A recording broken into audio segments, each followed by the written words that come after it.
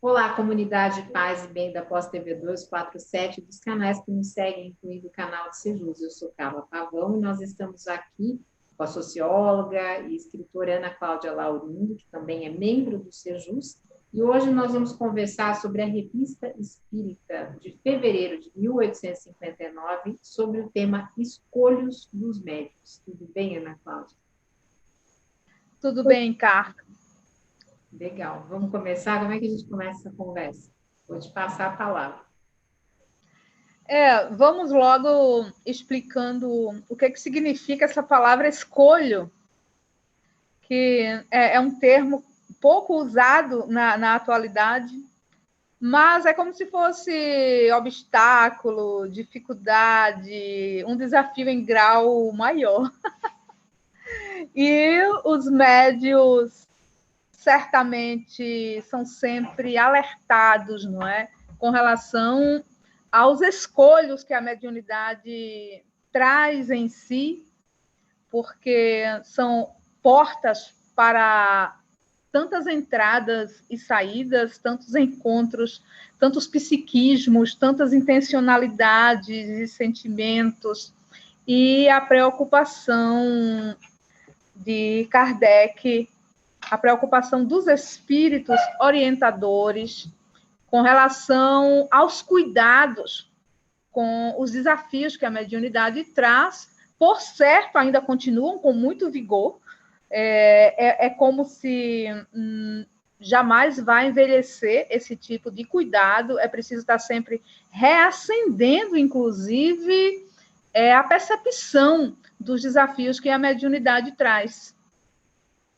E a revista, ela tem um ponto que me inquieta no sentido de chegou o momento de fazermos algumas reflexões que não vão nem no sentido de confronto ou de desacreditar, não é isso, mas eu creio que é um tempo maduro para fazer esta reflexão, justamente pela tendência que prevaleceu no sentido da compreensão dada a esse direcionamento de pensamento, que é justamente sobre a qualidade das comunicações recebidas como um indicativo moral do próprio médium.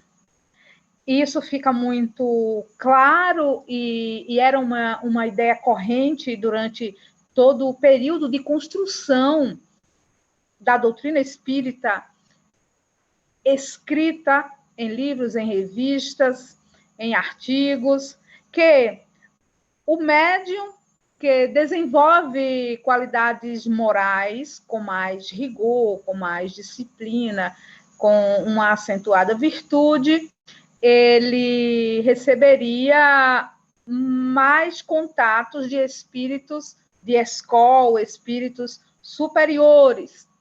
E a intenção, ela, por certo, é eivada de cuidados e de orientações para que os médios façam o zelo de si mesmo, com relação a pensamentos e sentimentos rumo à melhoria do ser.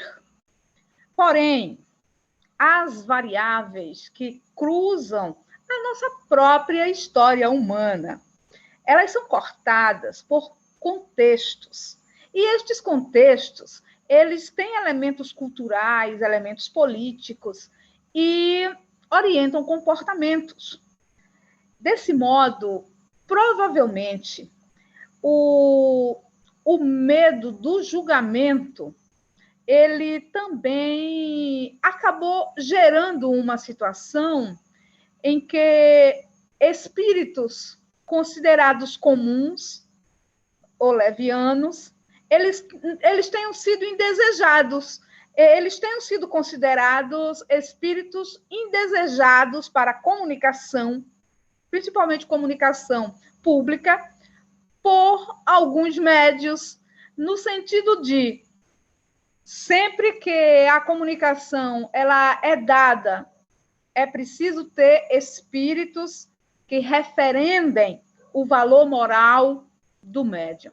Imagina, Carla, quantas angústias não devem ter passado pelos corações de muitos médiuns no temor de dar voz, de dar expressão ao espírito de um homem comum, de uma pessoa comum, com valores medianos, com desenvolvimento intelectual, cognitivo, cultural, mediano, e o julgamento, a análise que isso pode ter acarretado sobre estes médiuns. Tenho parado para refletir, inclusive lembrei de uma conversa que tive com você, quando estive em Bragança Paulista e fomos juntas até Guarulhos.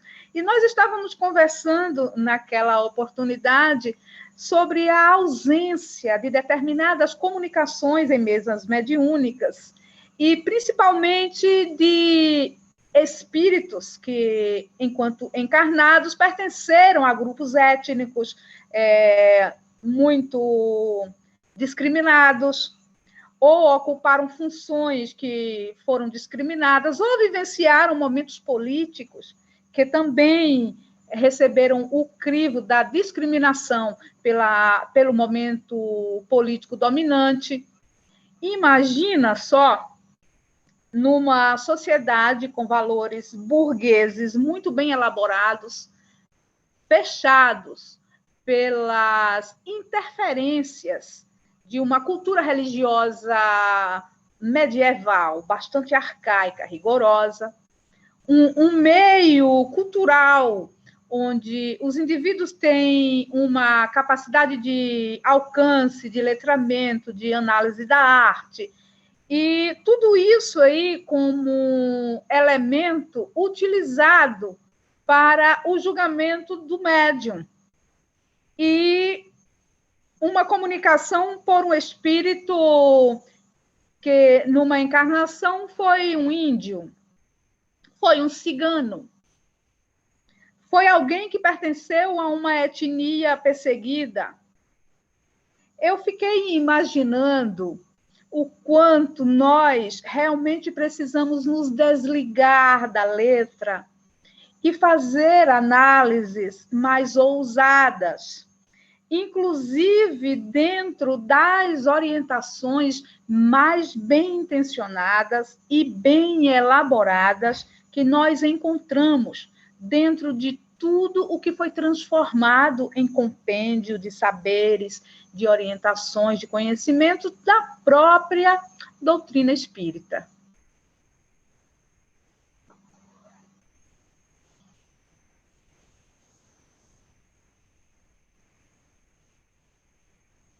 Peraí que eu me perdi toda aqui.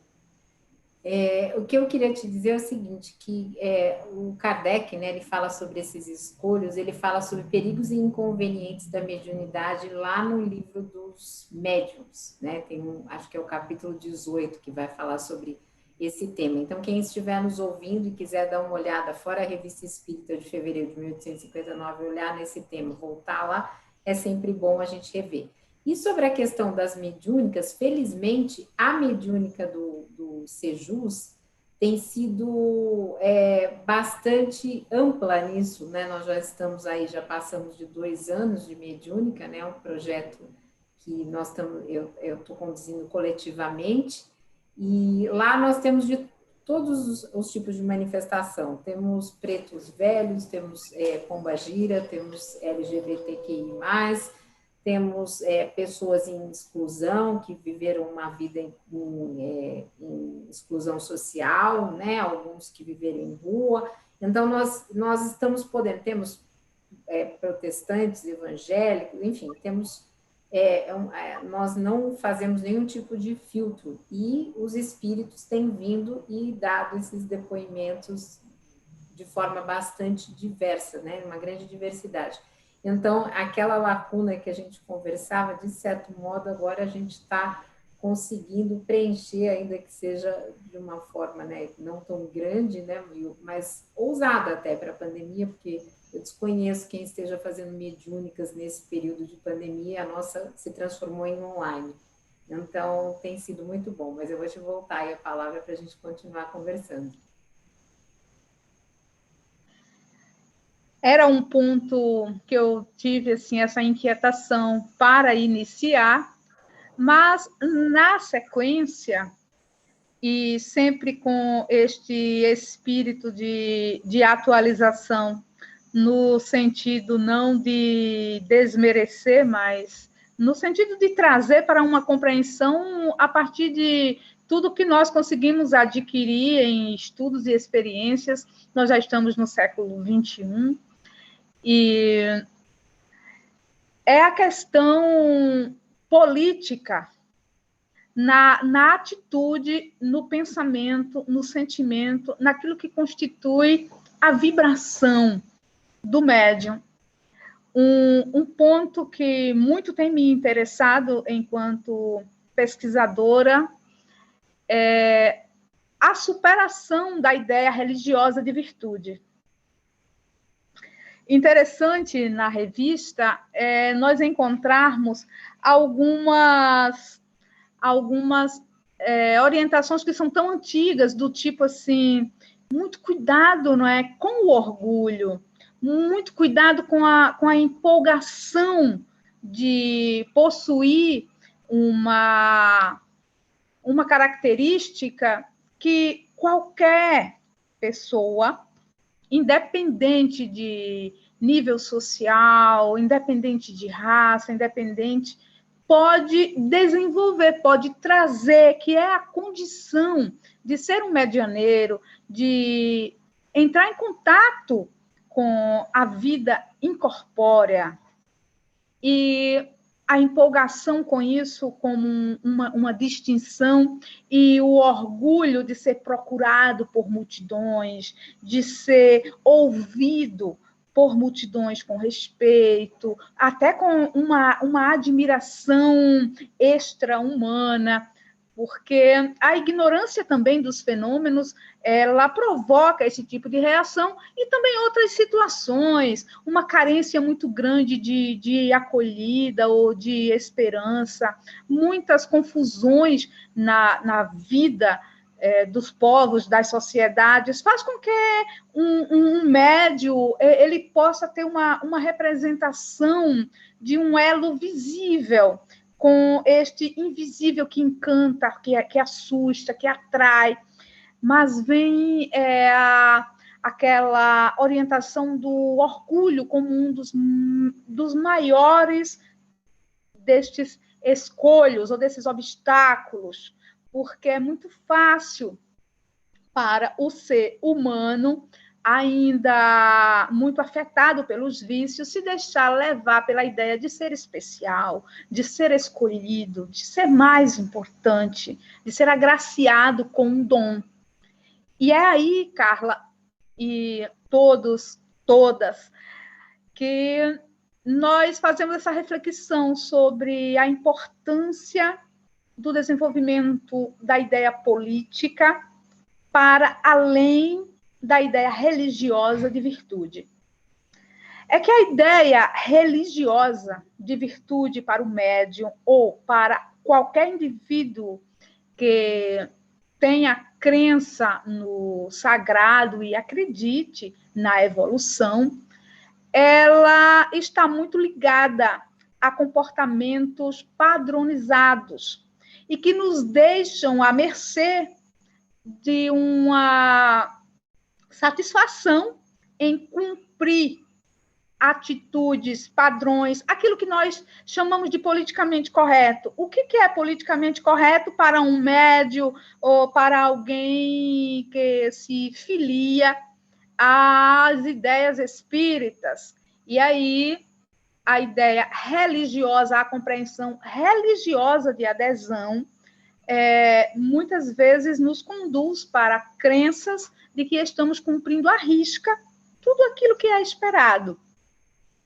E é nesse momento em que a nossa análise ela aponta para uma maior verdade, quando, ao invés de nos guiarmos por esta condução do sentido religioso, nós nos permitimos guiar ou conduzir as nossas escolhas pelo sentido político das relações.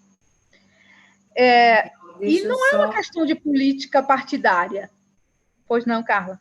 Desculpa, é que eu não sei o que está acontecendo aqui com o Zoom. Ele avisou que a gente cai em 10 minutos, 9 minutos e 22. Então, eu só queria te dar um toque para ver se a gente não conseguir finalizar, a gente abre um segundo bloco. Ok. Então, o indivíduo que, de maneira madura, ele se abre para uma percepção política da vida, e nesta percepção ele inclui a sua experiência espiritual, tem menos possibilidades de ilusão, porque se torna defensor, ou protetor, ou promotor de uma realidade concreta, a política para além do partidário, a política como uma condução moral de uma existência pautada em um respeito sincero pelo outro. Aquilo que nestes dias tem circulado pelas redes como amor na prática, o amor na prática é político. E essa compreensão política, quando alcança um nível de envolvimento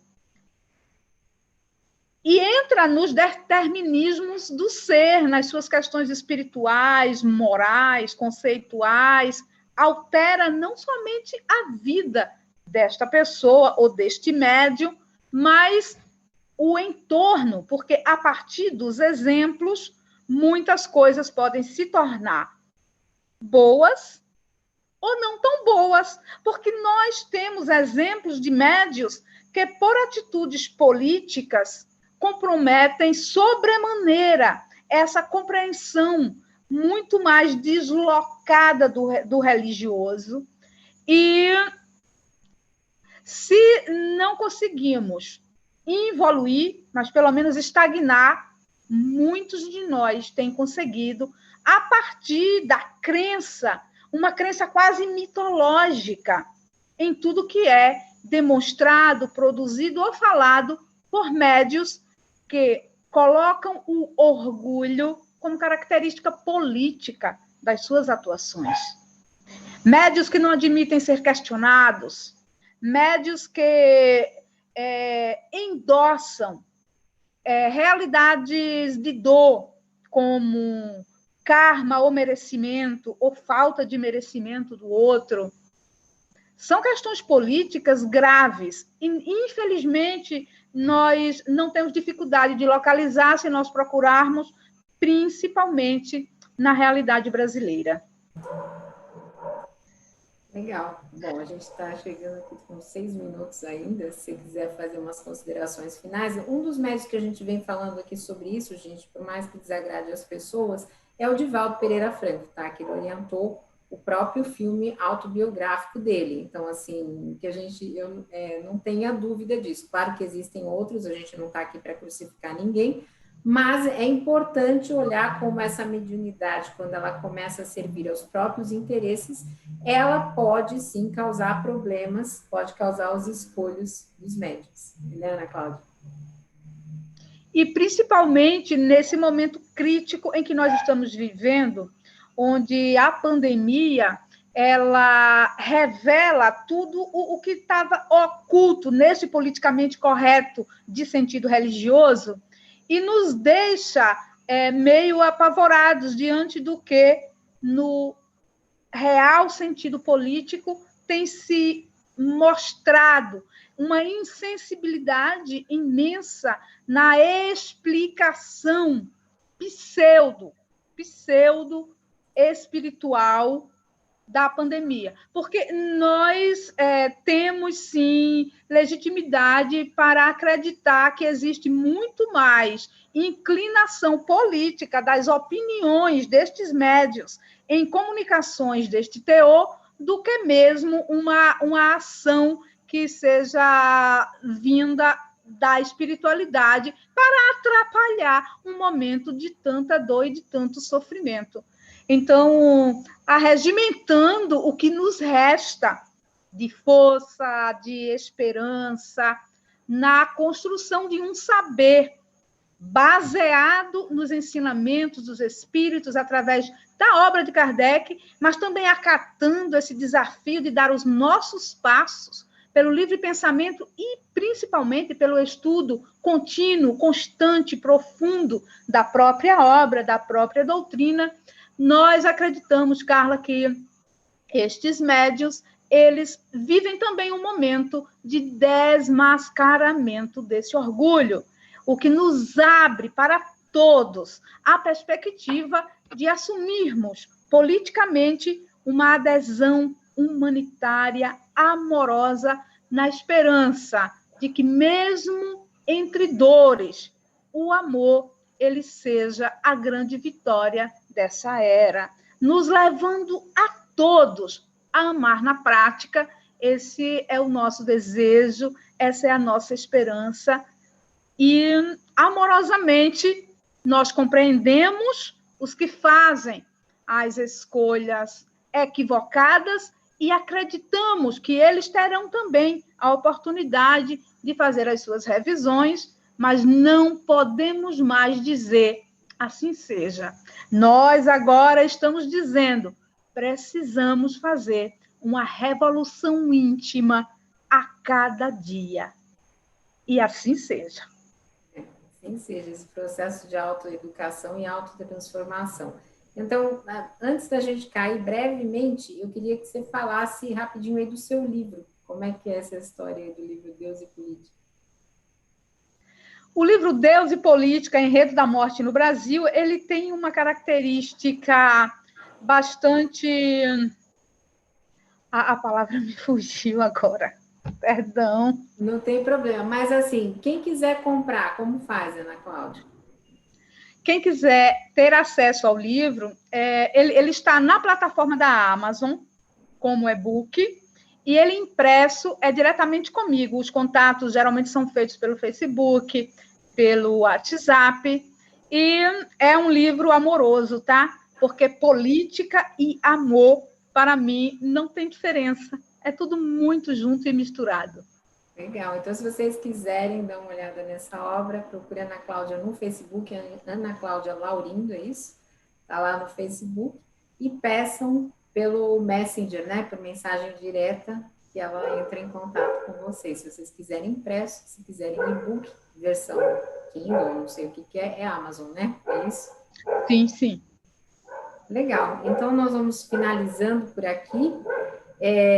Pedindo para vocês que deixem aí o like, que se inscrevam nos canais, porque isso ajuda na resistência política que a gente faz aqui de espiritualidade plural também, e agradecendo muito a Ana Cláudia. Então, um beijo grande, obrigada, Ana Cláudia. Paz e bem, gente.